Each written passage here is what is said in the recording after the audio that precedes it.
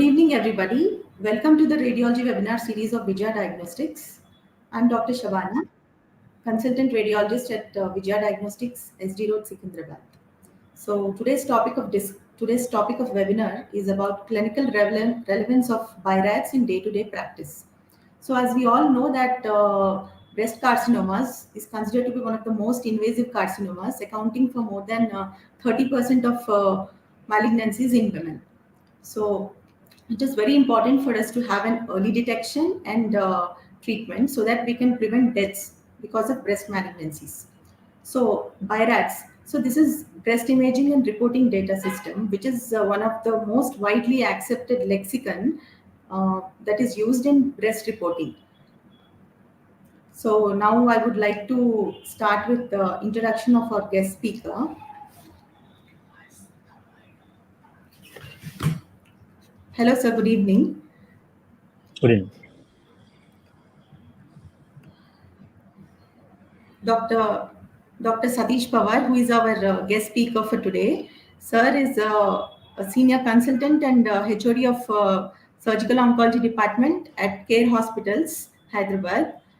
He's a very specialist and eminent in all advanced laparoscopic surgeries. A brief run through his academics and everything. Sir has done his MBBS at MGM Medical College, Aurangabad, his MS General Surgery at JJM Medical College, Davangere, DNB Surgical Onco at Prince Ali Khan Hospital, Mumbai. He has worked as a senior resident and observer at MNG Hospitals and Tata Memorial Hospitals, Mumbai. After that, he has worked at various institutes in Hyderabad, cancer hospitals, especially Indo-American and Citizens Hospital, now currently working at Care Banjara. He has done various paper presentations and won many awards for his best presentations at NatCon and AMISCon. He has done a best case presentation on carcinoma breast at a postgraduate training program that was held at Bangalore.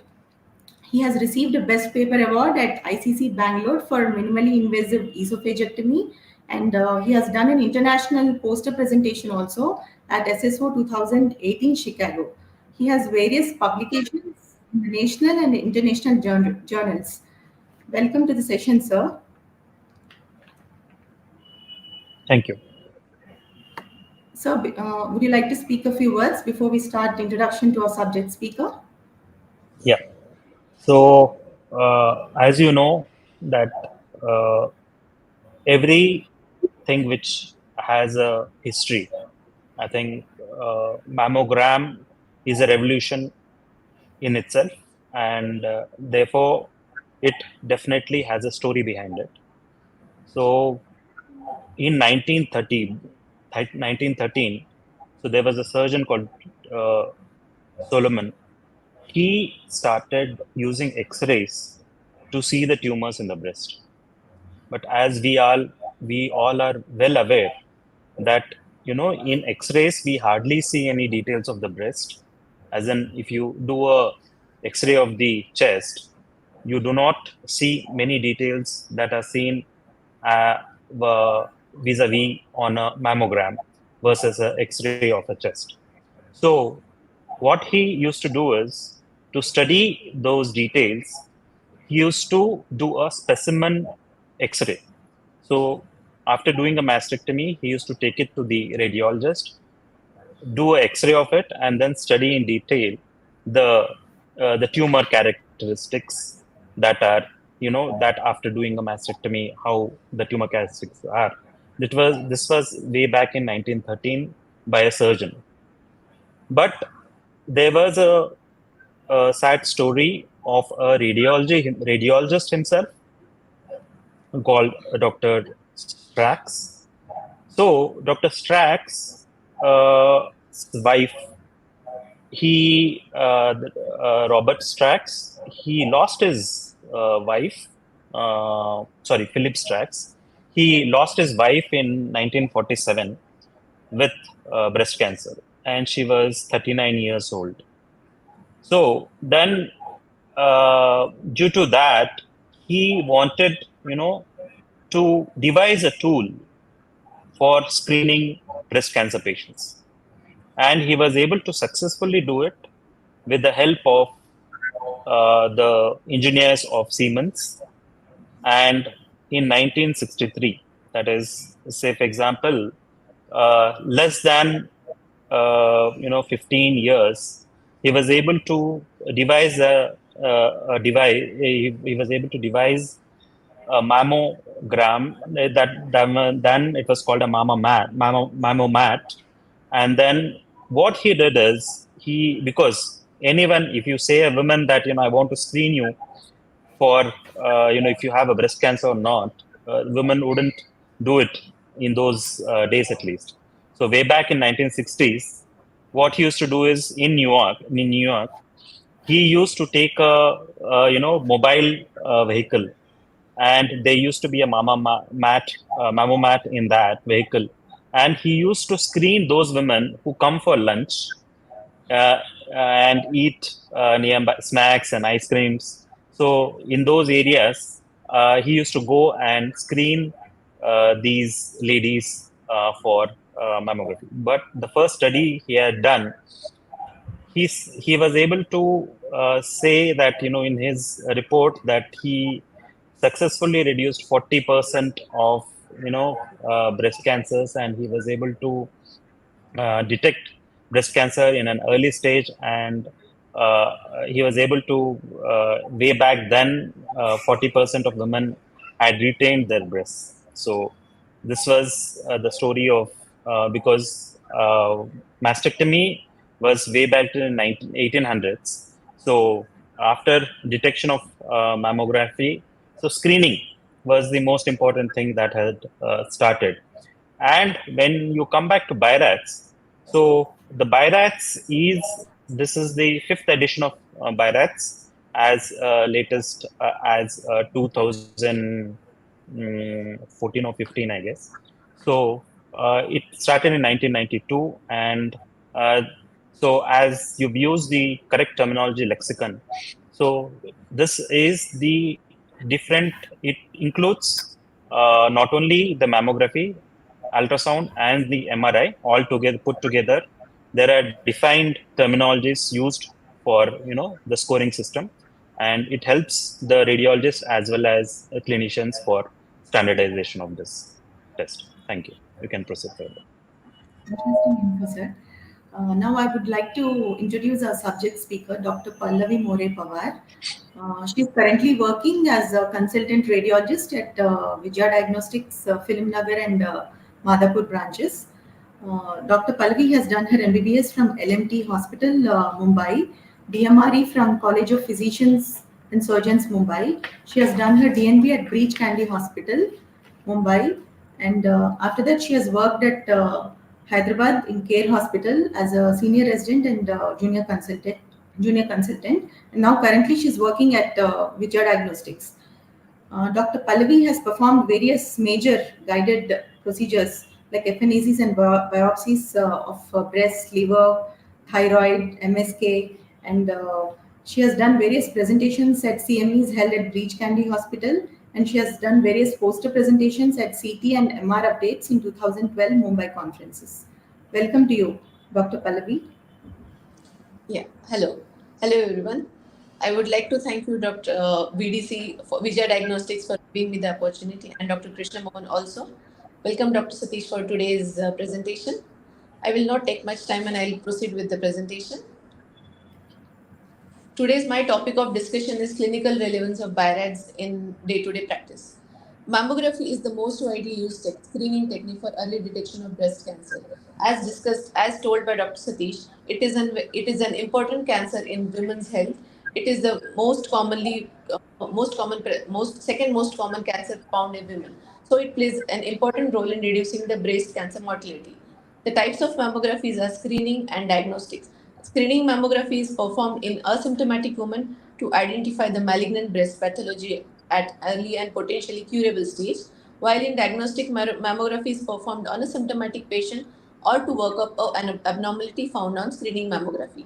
The objective of a diagnostic mammography is to use imaging to typify the pathology and arrive at a diagnosis.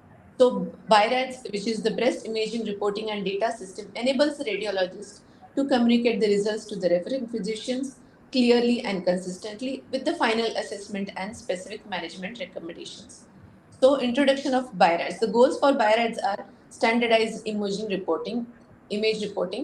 Then second is reduce confusion in radiology reports by providing a common language to use among the radiologists and imaging practices. Third is to enable reliable communication to referring clinicians regarding the significance of findings and the management recommendations. Fourth is to facilitate outcomes monitoring. So, a structured mammographic report should include indication for examination, which can be to perform a screening mammography or as a diagnostic mammography to recall a screening detected finding and evaluate a clinical finding, or to specify the finding and its location and follow up as in either a probably benign lesion or a cancer or treated patient with the breast conservation. Second, it should include the succinct description of the overall breast composition. Third, it should include clear description of any important findings with comparison to the previous examinations. Fourth, it should assess its category. Fourth and fifth, it should give its management. So while describing the breast density, these are the mediolateral oblique views of the mammogram, which shows different types, in which type A is entirely fatty breast parenchyma, type B has scattered areas of fibrogranular tissues, type C is heterogeneously dense breast parenchyma, while type D is extremely dense parenchyma. So the BIRAD written descriptors of breast density should be used in the radiology report. Letters or numbers should not be used. So while describing the findings on mammography, we use BIRADS lexicon. So while describing the findings can be asymmetry or a mass or a microcalcification or architectural distortion. So masses can be described in terms of its size, morphology, and various aspects. What is mass?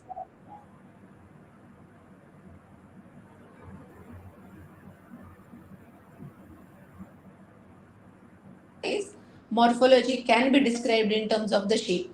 Shape is either it can be round, oval, or irregular, and the other morphological description is its margin. Whether the margin is irregular, circumscribed, obscured, microlobulated, indistinct, or speculated. As the shape progresses from round to irregular, the probability of malignancy increases. While as the margin progresses from circumscribed to indistinct and irregular speculated, the probability of the malignancy increases. The mass is also described in terms of its density. The density of a mass can be a fat containing, which is towards the benignity of the lesion, and it can be low density, equal density, and high density. As the density increases, the probability of malignancy of a mass increases. The associated features about the mass also to be described, which includes architectural distortion or edema, duct changes because of the mass, skin thickening, and associated nipple retraction or skin retraction. Okay, while describing the mass has to be described in terms of its location laterally, whether it is on the right breast or left breast, in the which quadrant of the breast, the depth from the skin, and the distance from the nipple. So I'll be discussing the microcalcifications now. So typically benign microcalcifications can include skin microcalcification, dystrophic, round, vascular, popcorn-like. So skin microcalcifications are usually typically loose in center. Dystrophic calcifications are irregular, but they are more than 1 millimeter and often loose in center. Round calcifications are benign when they are diffuse and less than 1 millimeter. When they are less than 0.5 millimeter, they can be described as punctate calcifications. Vascular calcifications will appear as parallel tracks or linear structures. Popcorn calcifications are classic large calcifications which are produced by involuting fibrotic mass. So how will you manage these microcalcifications? Benign microcalcifications are, it's a routine mammographic screening. Other benign microcalcifications includes are large rod-like, milk-of calcification, suture calcifications, and rim calcification. Large rod-like calcifications are associated with duct ectasia, while milk-of calcification is a manifestation of sedimented calcification in microcysts or macrocysts. They are usually appearing as a crescent shape on a dead lateral view. And suture calcifications are the calcifications of the suture. Rim calcifications are thin benign calcifications on the surface of the sphere. So management for these benign microcalcifications is also routine mammographic screening. Microcalcifications should be described in terms of its distribution. The distribution of microcalcification can indicate the positive predictive value for malignancy in BIRADS. So the segmental microcalcifications have a positive predictive value of 62%, which are the calcium deposits in the ducts and branches of segment or a lobe. Grouped calcifications have a positive predictive value of 31%. These are 5 or more microcalcifications within an 1 cubic centimeter, maximum up to 2 centimeter. Linear calcifications have a positive predictive value of 60%. Arrayed in a line is a find. These are arranged as arrayed in a line is a finding suggestive of deposition along the ducts. Regional calcifications have a positive predictive value of 26%. These appear as scattered in a larger volume, more than 2 cubic centimeter of breast tissue, and not expected in the ductal distribution. So these are the suspicious microcalcifications in which amorphous microcalcifications have positive predictive value of 21%. It should be categorized under BIRADS 4B. They usually appear as small, hazy in appearance. Coarse heterogeneous microcalcifications have positive predictive value of 13% to be categorized under BIRADS 4B. They are irregular, conspicuous calcifications of 0.5 to 1 millimeter. Fine pleomorphic calcifications have positive predictive value of 29%. They are to be categorized under BIRADS 4C. They appear as irregular, they vary in size and shape, and they are usually less than 0.5 millimeter. Fine linear and fine linear branching calcifications have positive predictive value of 70%. They are to be categorized under BIRADS 4C. They appear as thin, irregular, linear, discontinuous, less than 0.5 millimeter, and occasionally branching can be seen. They represent ducts involved by the breast cancer. So, the morphology, the distribution and associated features and location of the suspicious microcalcification to be included in the radiologic report. The management for these suspicious microcalcifications, they come under BIRADS 4 category. So, the management includes tissue diagnosis. Architectural distortion occurs when there is a parenchymal distortion by no definitive mass with no definite visible mass. In the absence of history of trauma or surgery, architectural distortion is to be suspected for malignancy or a radial scar.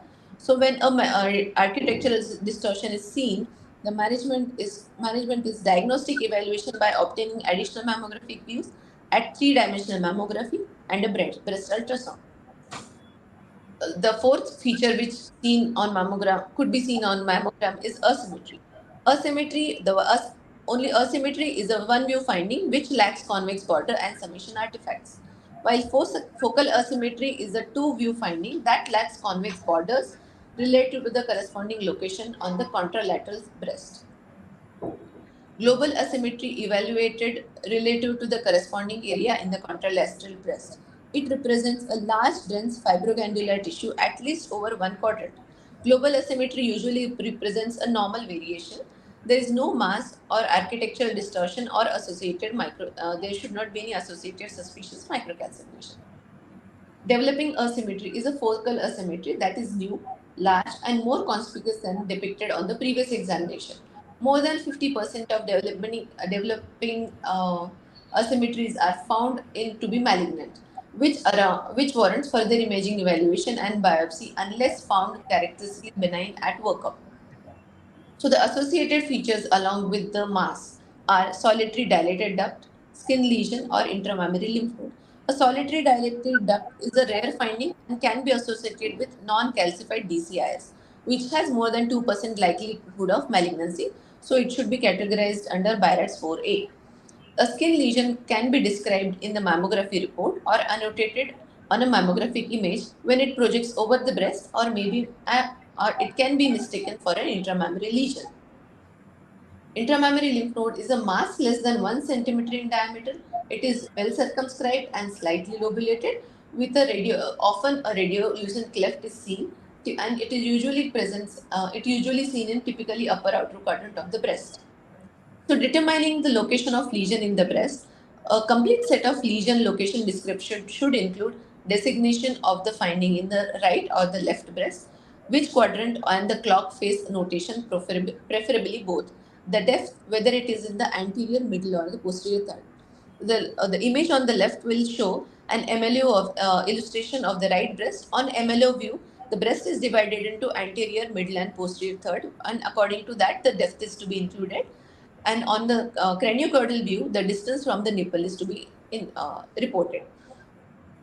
While the image on the right will show a left breast illustration, in which the breast is divided into quadrants. So on MLO view, the breast is divided into superior half and the inferior half, while in the craniocaudal view, the breast is divided into lateral and the medial half. So BIRAD assessment categories. So once we give the BIRADs, once we give the description of the lesion, it has to be it has to be categorized into the BIRADs. So BIRAD 0 needs no additional image evaluation or prior mammogram for comparison. BIRADS 1 is a negative mammogram which has 0% likelihood of malignancy. BIRADS 2 is a benign finding which has 0% likelihood of malignancy. BIRADS 3 is a probably benign finding which in which the likelihood of malignancy ranges from 0 to less than 2%. The suspicious abnormality categorized under BIRADS 4 has the likelihood malignancy. If it is in category 4A, it ranges from 2 to 10%. If it is in 4B, it ranges from 10 to 50%. And if it is under 4C, it ranges from 50 to 95%. BIRADS category 5 is highly suggestive of malignancy. The likelihood of malignancy is more than or equal to 95%. BIRAD category 6 is a known biopsy proven malignancy. So this is a BIRADS category 1 mammogram, which is a normal examination. It doesn't show any positive finding. So the management for this the BIRADS category 1 is regular mammography screening. BIRADS category 1 of this breast is it's a craniocaudal and mediolateral view of the mammogram, which shows a dense breast tissue. It's a negative mammogram as per the findings, but it is this can be with or without palpable breast nodule. So clinically the nodule is palpable, but on mammogram the mammogram doesn't show any positive finding. In this case, assign the screening mammography as category 1 and add a note in the report recommending surgical consultation and or tissue diagnosis if clinically indicated. BIRAD category 2 involves benign assessment, which includes a spectrum of benign findings including intramammary lymph node, typically benign calcifications, implants or metallic foreign bodies, architectural distortion clearly related to the prior surgery, or fat containing lesions. Management for these findings is routine mammography screening. BIRADS category 3 is a probably benign finding, which includes non-calcified circumscribed solid mass, which is pointed on this with an arrow. It can be a focal asymmetry. It should be non-palpable and should not have any sonographic correlate. A solitary group of punctate calcifications. These findings are generally depicted at the baseline examination. BIRADS category 3 should not be used at screening mammography. It should be assigned as after the diagnostic workup has been completed. So the management follow-up for the BIRAD category 3 lesions is initial recommendation was 6 months follow-up, then 12 months follow-up, and then 24 months follow-up. If the BIRADS category 3 lesion disappears or becomes less apparently benign before the 2-year follow-up, assign a BIRADS category 2. Or if the lesion increases in size, that is more than 20% of its diameter during follow-up, update the category to BIRADS category 4 and recommend a biopsy. The increase in size applies to the masses like fibroadenoma. BIRADS category 4 is suspicious for malignancy. So the mammographic examples of BIRADS category 4 lesion include a solitary dilated duct, which comes under BIRADS category 4A. BIRADS category 4B includes microcalcifications which are coarse and heterogeneous. BIRADS category 4C include architectural distortion as seen in this magnified mammographic image. So the category 4A has a low suspicion for malignancy.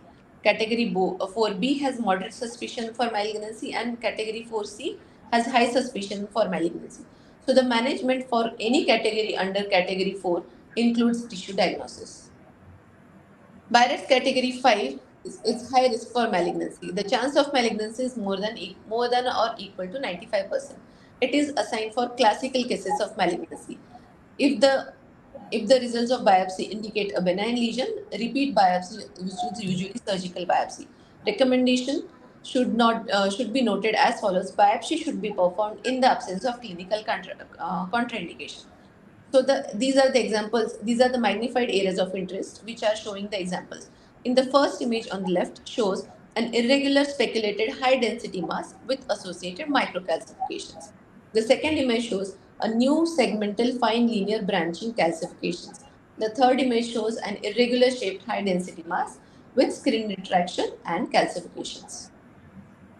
BIRADS category 6 is a biopsy proven malignancy.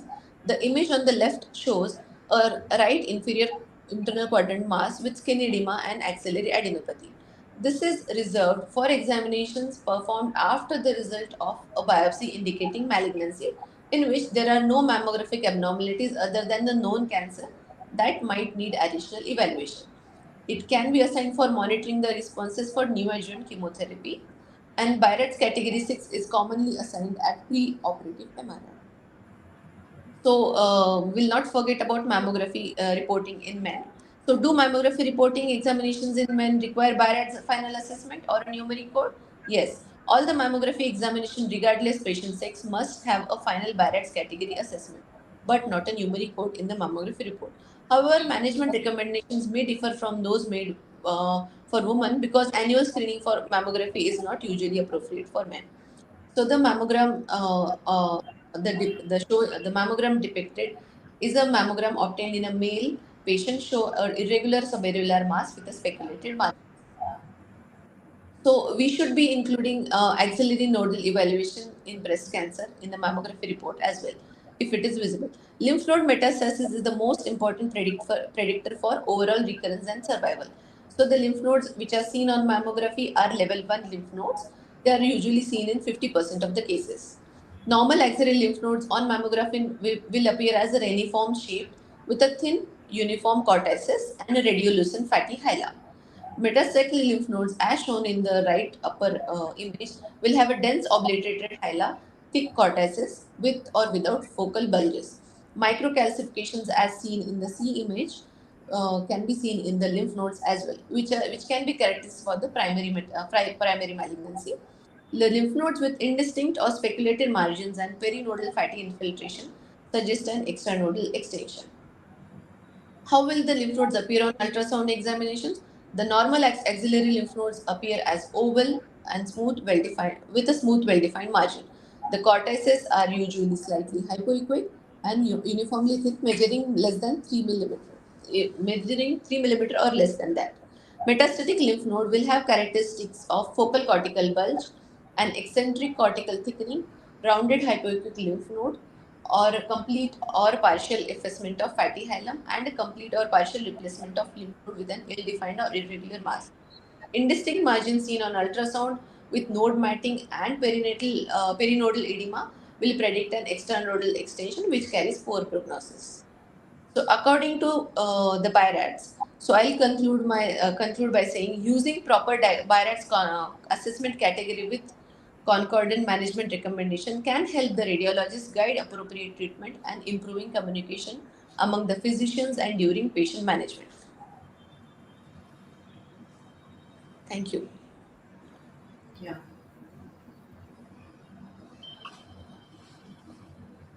So it was a very good presentation.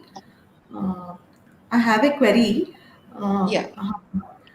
If there is a breast abscess, so in which category of BIRADS do we place the lesion? On mammography, the breast abscess will appear as a dense opacity, so it has to be screened with ultrasound. On ultrasound, there is a characteristic findings will be seen like a cystic lesion, which can be a thick wall with echoes. With the appropriate clinical findings, it can be characterized as a benign.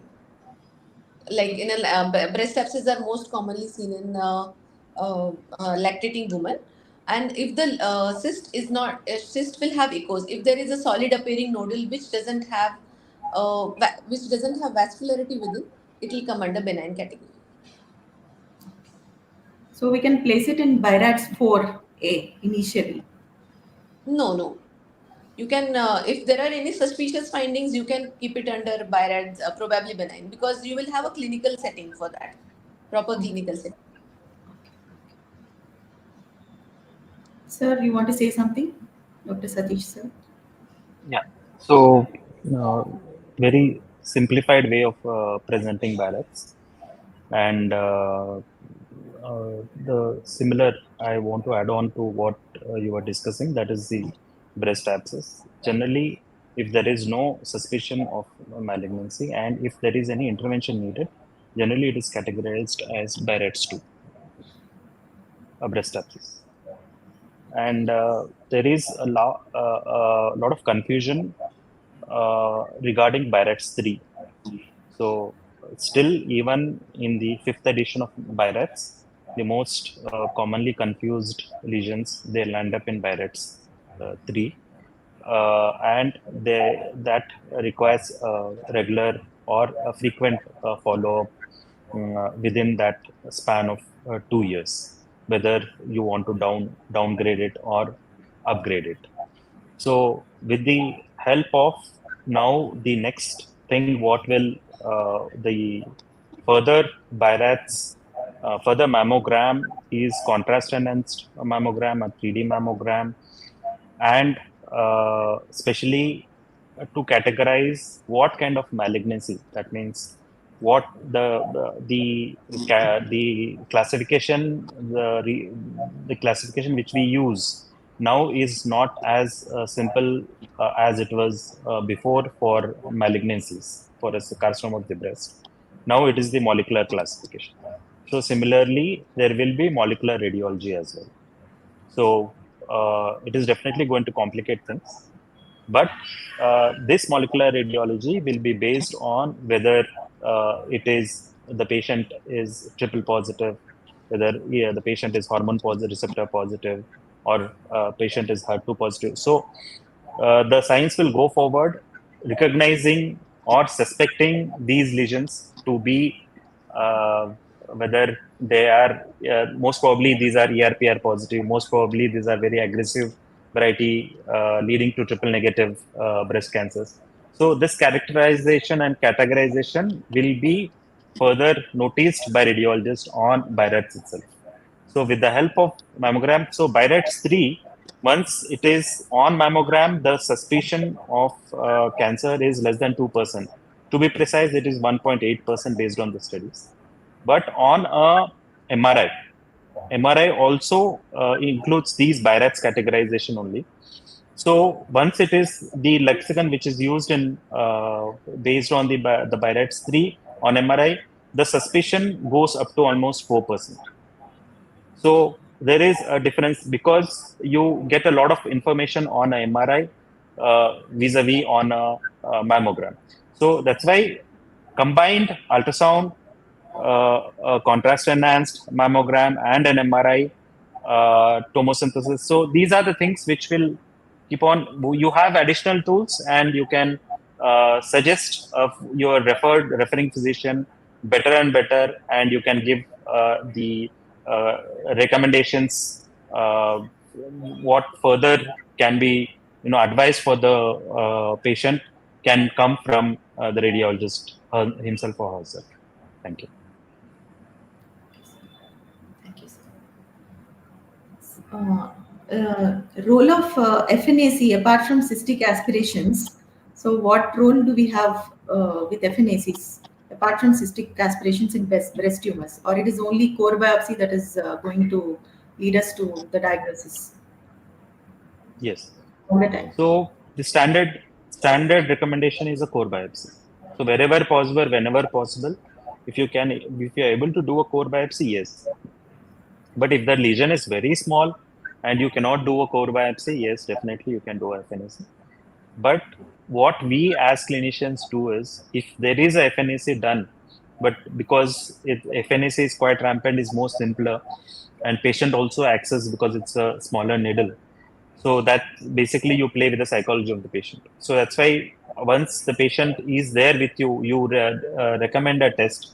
What happens is, if it is a smaller, if you tell him that chote needle se ho jayega, then the patient is ready to get it done. So what happens is, if you get a FNAC done, you cannot, the accuracy of FNAC depends on the pathologist as well. how well versed a pathologist is with cytology, it all depends on that. So what we do is we take opinion of 2 pathologists at least before intervening in these cases. If you do a FNAC, and if core needle biopsy definitely is the standard way of diagnosing breast cancer, because not only you get a definite diagnosis, we get even the the molecular marking, that is the ERPR HER2/neu in the same investigation. That's why we prefer to do a core needle biopsy rather than an FMAS. Yes, thank you. Any queries?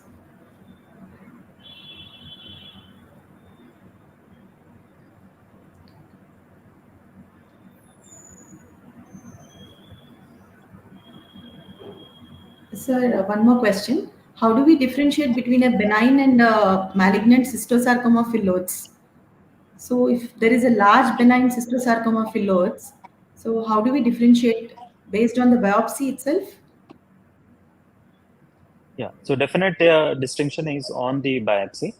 But then radiological findings, what happens is, say for example, any sarcomatous changes or any carcinomatous changes that occurs in a benign lesion, existing benign lesion.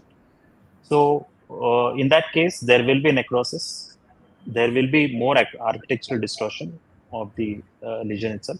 So these are the indications where we suspect more of sarcomatous changes in a existing benign lesion. Thank you.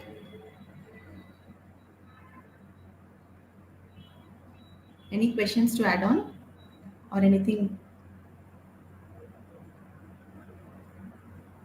No, I don't think so. Any questions? Are there any questions asked in the webinar? I think this was a very excellent presentation by Dr. Pallavi. You covered everything regarding the BIRADS. It was very informative webinar session. Thank you for your excellent presentation. And thank you, Dr. Satish Pawar, sir, for being here and giving your valuable experiences and knowledge sharing with us. So with this, I think we can end the session for today. Thank you all so much for participating in this webinar.